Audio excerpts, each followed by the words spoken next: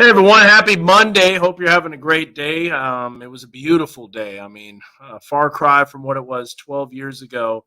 There's very few days that stand out as much as May 22nd, 2011. There are those notorious severe weather days, but I just wanted to provide a quick update. Hope everybody had a great weekend. Just a beautiful way to start the work week. Last week, you probably noticed that I was missing in action while my daughter had her graduation. And so she graduated from Fayetteville High School on Thursday night. We had a graduation party Friday night, which is night with all the storms and severe weather. And yes, I know the tornado warning in Sebastian County. Thankfully, it didn't touch down or produce any damage from what I heard, unless you guys have a different story on that. And the weather's been fairly quiet over the last few days, but I just wanted to provide a quick radar update on this Joplin tornado. If you never saw it and how it developed, it was pretty intense. And wow, Brandon watching all the way from Japan. Wow, T-side Tamadachi. That's pretty awesome, man. Very cool, Brandon. That's you're a world traveler. All right, well, let's take a look at what we had. So, first of all, one of the things that made Joplin so devastating is there were some storms that came in from the southwest that really rain wrapped the tornado until it was basically too late when people were trying to look outside, look for secondary confirmation. That's one of the biggest things that I heard with the Joplin tornado is that a lot of people were looking for secondary source of confirmation when they saw the tornado warning. There was another tornado warning that afternoon. The sirens sounded, then they didn't. It's just a lot of things that went wrong with that tornado and the fact how fast it strengthened. So let's get to it and we'll show you what we had. And so Carly lived in Columbus, Kansas when the tornado hit. It was super scary and a super bad day. And speaking of Columbus, the storm was moving right over Columbus, Carly, when that storm was really starting to ramp up. What was wild is there really wasn't much of a wall cloud. I heard from a lot of storm spotters that said there really wasn't much of a wall cloud when it was near neutral, just southeast of Columbus. Yeah, the storm was starting to rotate, and there were some tornado warnings. If we look at this here, you'll see, again, we'll set the storm motion from the warning. Just not a whole bunch of circulation, a little bit. And it was, from what we heard, kind of an elevated storm. And then things just started to take off, as you'll see a little bit of rotation over Galena. Now, granted, this is showing confirmed tornado. It wasn't initially a confirmed tornado, but it became a confirmed tornado, obviously. There's some really good real-time video of Joplin. Absolutely. I've seen that. That is an incredible documentary, how they piece it together in chronological order. There's a lot of great Joplin tornado videos. I can't show any, obviously, for copyright reasons. There's been resurrected Joplin tornado from the TV station that had it on the tower camera, and it's about 12 minutes, and you kind of hear the audio going in and out. You see the power line flashes. It was just pretty wild, and how quickly that storm developed. And there weren't many storm chasers that saw it until it literally got on top of them, or they approached it from the north. There was a team called Base Hunters. Base Hunters had an amazing video coming at it from the north on Double J Highway, which is just west of Joplin. Here's Nathan said, it chased me down 20th Street.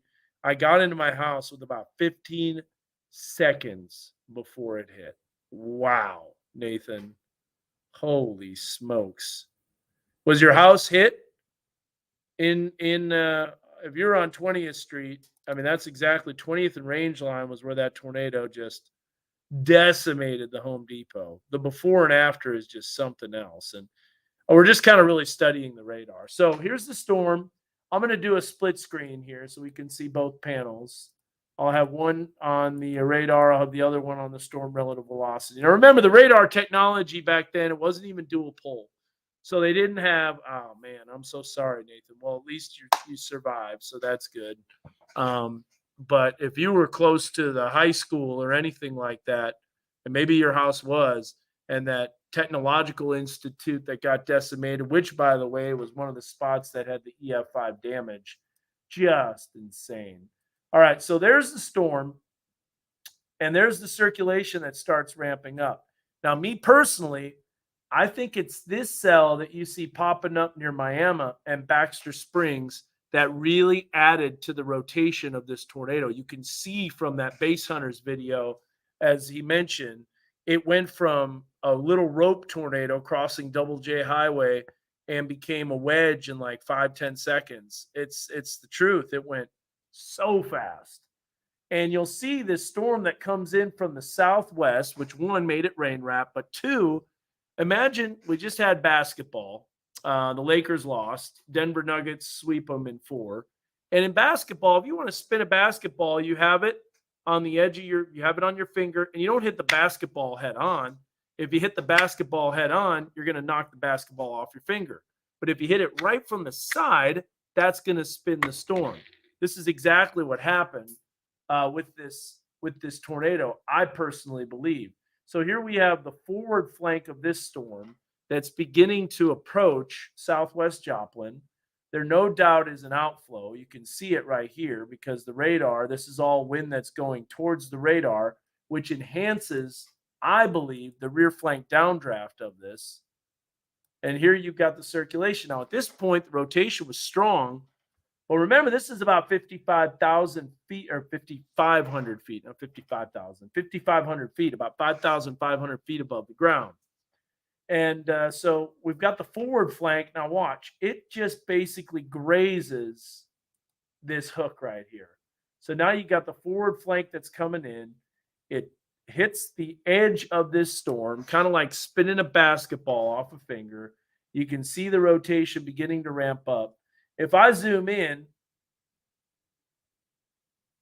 Black Cat Road, and we're looking for Double J Highway. So Black Cat is almost initially where it touched down. South Central City Road, it was just west of the Iron Gates. This is essentially where it first touched down, was this road right here, which is 20th.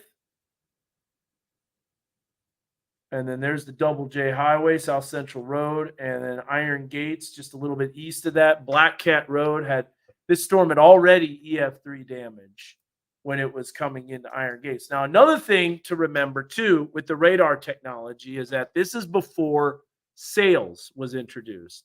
SAILS is an acronym that stands for Supplemental Intravolume Low-Level Scan. So supplemental adaptive. Adaptive means they can change it. So supplemental adaptive intravolume low-level scan. That is a fancy acronym for saying now the radar, instead of doing the full volume scan and only getting the lowest tilt once, sometimes that lowest tilt can happen 2 or 3 times within a volume scan, whether it's on mesosales, sales. And so those are all important things because look at how much this storm moved in the 5 minutes that was allowed. So radar technology really got better after this, this tornado. And really they had to figure something out because in 5 minutes, this storm's already producing a tornado and it's already doing damage. Now we can't look at a PTDS, or we can't look at the TDS, tornado debris signature. There is no tornado debris signature because there's no dual pole radar at this time. It wasn't implemented. It was getting close, but it wasn't implemented. The first time that a tornado was indicated on dual pole, I believe, was the February 29th, 2012 Joplin tornado, or Branson tornado, February 29th, 2012. And so, Doug Heddy on TV, it was such a stressful time. So many people blaming him for no warning when it was not his fault as it could not be seen. There were just so many things that went really, really difficult for that. But there's the storm circulating. Now we can look at the normalized rotation, and this had a pretty good idea of where the strongest circulation was. Remember, this is all archive radar. The tornado hit at 5:41 when it really hit the heart of Joplin, but it was already touching down at this time. This is 22:39, so we're talking about 5:39 in the afternoon. I'll take the camera off the screen so you can see all of Mega Doppler. And we're going to zoom in here. I could put some streets on here, um, and we'll show you exactly what we've got. So here is 26th Street, right here, located in this region. Let's make sure that. Let's see here, PF query. I will have to close this out. But first of all, before we put some streets on here, I can zoom in and you can basically see the areas that were impacted. So here we go as it comes through. Now, look at how much it traveled in 5 minutes. So this tornado went from Iron Gates. I'm going to put a marker here, the center of the circulation, essentially. Went through that golf course community. And then it traveled almost 3 miles within a volume scan. So 3 miles this tornado traveled before we get any other data. And now at this point, you know it's bad, but here's the problem. Anybody that's east of the tornado, you're not seeing it. This is all heavy rain and heavily rain wrapped. The only way that a lot of people knew it was a tornado is that there was debris that was getting kicked up and tossed around. And that's when people knew to take cover, is when the debris was flying in the air. And boy, there was a lot of it, because this is a debris ball right here. Now, what's wild is that you can see the hook, but it's not a clear cut hook echo on an isolated supercell, because there's that merging storm that came in for the southwest. So once again, we'll look at that. See that cell that's to the southwest hits the edge of the spin just like a basketball, gets absorbed. The forward flank, I believe, from that storm really enhanced the RFD of the tornado. And here you've got a debris ball. So the debris ball is that black that's showing up. White is off the scale in terms of the normalized rotation. We look at the velocity signature, and you've got 100 miles, 115 miles an hour away at this point, and 100 miles an hour, 97.5. So you're going 102 and 112 right in these 2 pixels. Gate to gate shear. This is what we mean by gate to gate. You go from one pixel to the other. And look at how quickly that's changing directions. You know that was a powerful tornado. What a lot of other people don't realize was the height of the tornado. Now, this is a 3D image of the supercell. And you're going to see right here most likely the wall cloud. This thing had a wall cloud that was basically scraping the ground. And the tornado was really wide. A lot of these strong tornadoes, too, have somewhat of a high-based appearance of the storm. It's the wall cloud, but it appears to be fairly high-based.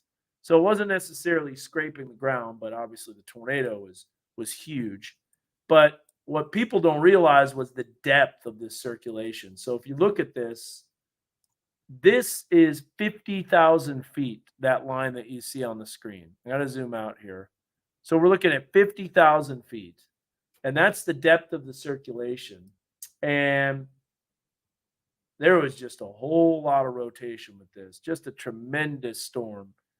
And circulation is just intense. Now, you can see that the lowest the rotation gets was above the ground, and the reason for that is the radar beam is above the ground at this point. And so you can't see anything below that, and that's why eyewitness reports are so important. Storm chasers that were out there, Jeff Petrowski, who was on it, he was telling them to sound the sirens. It's just a terrible day. Almost 160 people died from this tornado, 158, and a lot of people that died from that flesh-eating fungus that happened from the dirt that was getting kicked up, and that bacteria, deadly disease. Just so many crazy things. And then there's a lot of, paranormal stories and divine intervention and all sorts of stuff that happened. But there's a look at the Joplin tornado. I'm going to take the radar off so you can see. This is the heart of Joplin right here. You've got the Home Depot.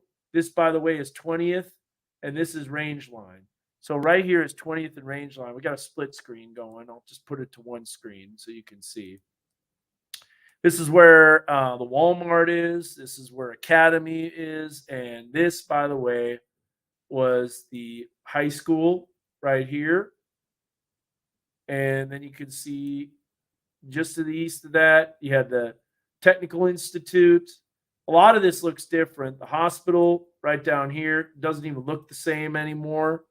That's the corner of the hospital. That's some of the areas that were impacted. And then the tornado took a southeast turn, and we'll get to that here in just a bit. But here's a look at again, the velocity signature. We'll put the radar back on. 20th and range line right here, and you can tell that that storm is headed right for it. So, boom. And then you see the debris getting kicked up even more. So you got a definite debris ball right where the tornado is. Normalized rotation is off the charts, 3.14. That is almost at the top of the scale.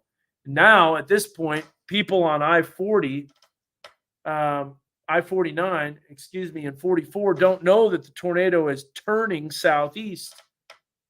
So now that I got this closed, I can come back and I can put on this 20th and Florida. So there's Mississippi, there's Alabama. Oh my goodness. So there's 20th and Florida Avenue. And Nathan, you were right smack dab in the path of this.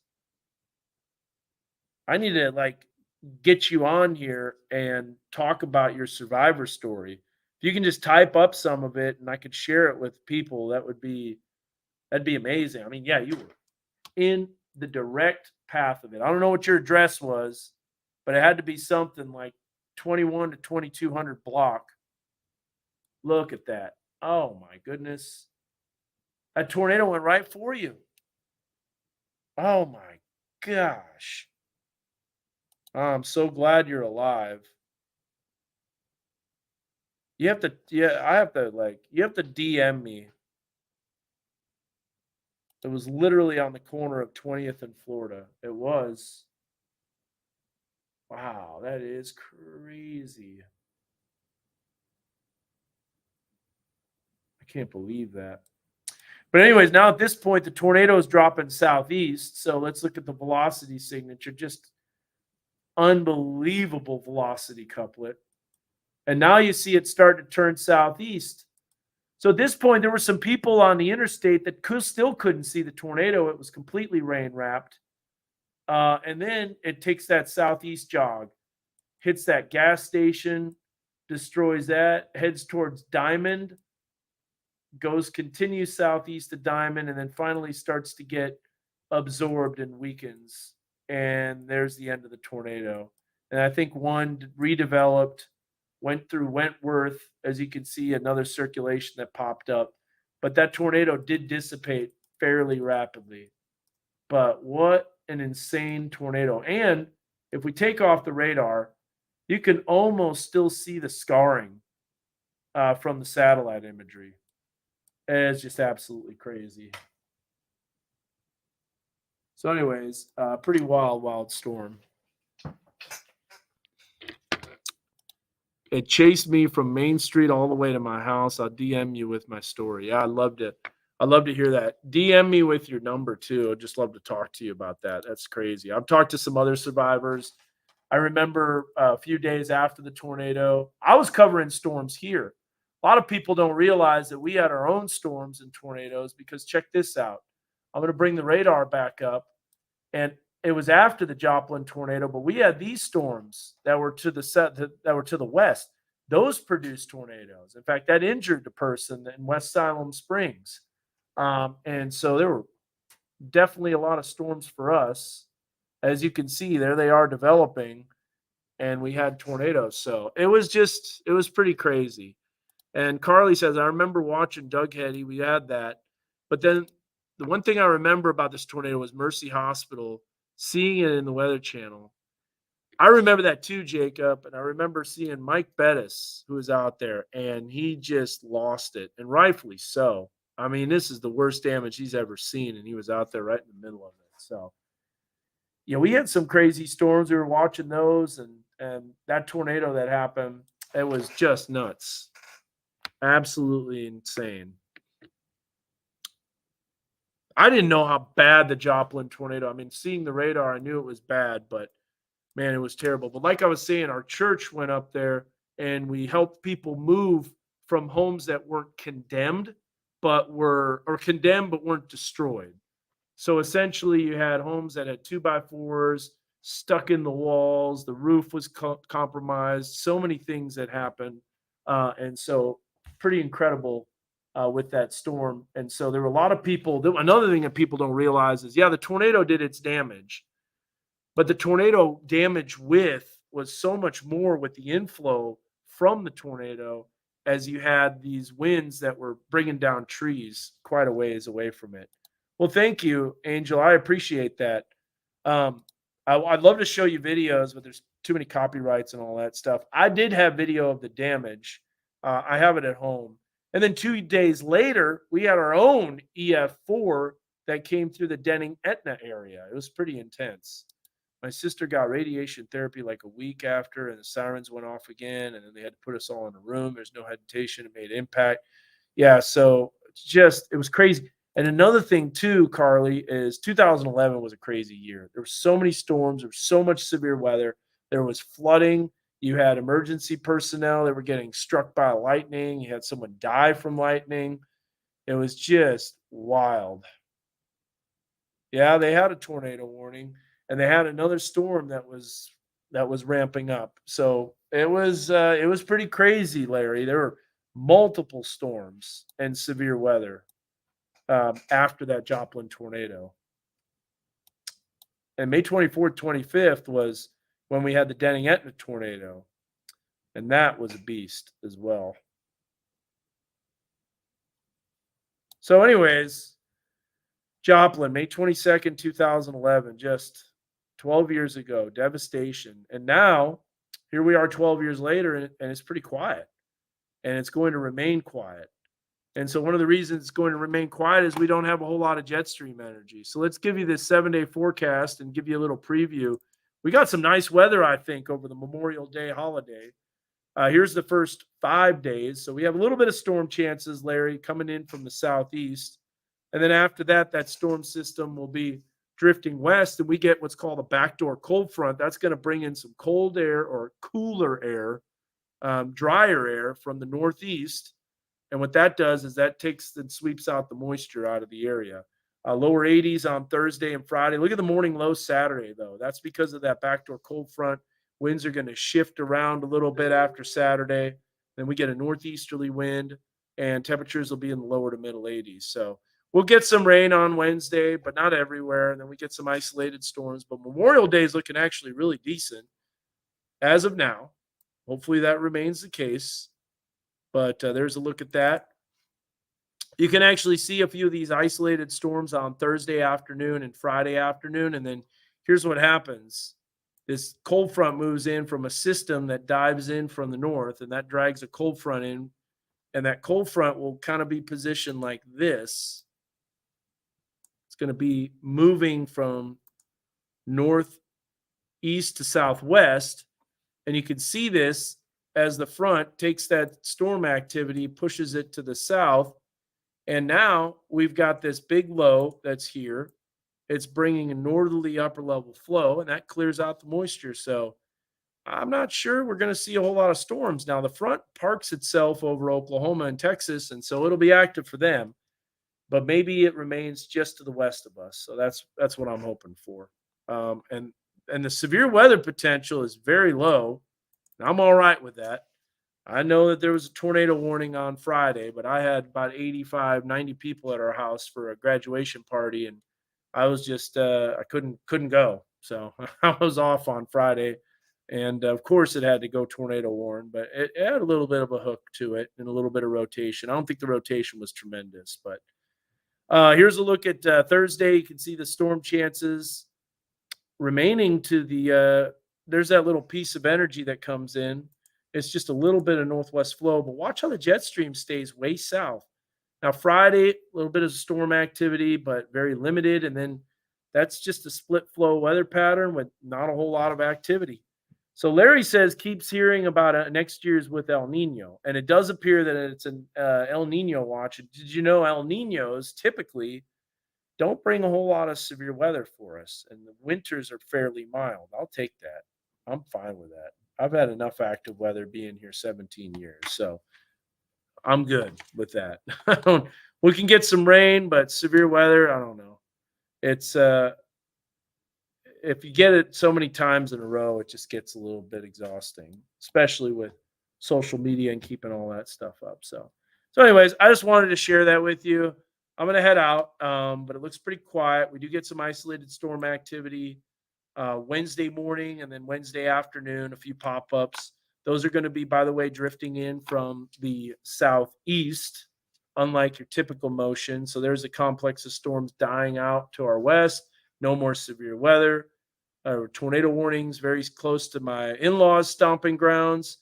Now, watch this little energy that comes in from the southeast. It's this tropical moisture makes its way in. A few isolated storms pop up Wednesday late morning into the afternoon, and then that energy starts to move out, and then you can see that drier air filtering in from the northeast. A few isolated showers possible on Thursday, but there is a look at your Wednesday time frame for that chance of rain. So Rena says some people didn't take the warning seriously. I can imagine that. Boy, they do now though. Anybody that's been impacted or been, hit by a tornado, they'll take the warning seriously, especially looking at the Home Depot before and after. I show that a lot to kids. But all right, guys. Well, thank you so much for watching and this recap of the Joplin tornado. Again, there's some amazing videos out there. I think one of the best is the base hunters. They come at it from the north, Double J Highway, and the tornado just ramps up in 10 seconds. It becomes a wedge. So I don't see anything like that happening in the near future, which is great. So enjoy your Tuesday. It's going to be a beautiful day. Get out and enjoy it and love it. I did some golfing this morning. It was great. Played with a scramble with Arkansas Baptist Children's Homes, and so loved it. Yeah, graduation did come fast, man. Golly. Yeah, I hear that, Rena. I don't mind the rain, just don't like severe weather. I'm there with you. I love to study it. I don't know necessarily about covering it. All right. Well, take care.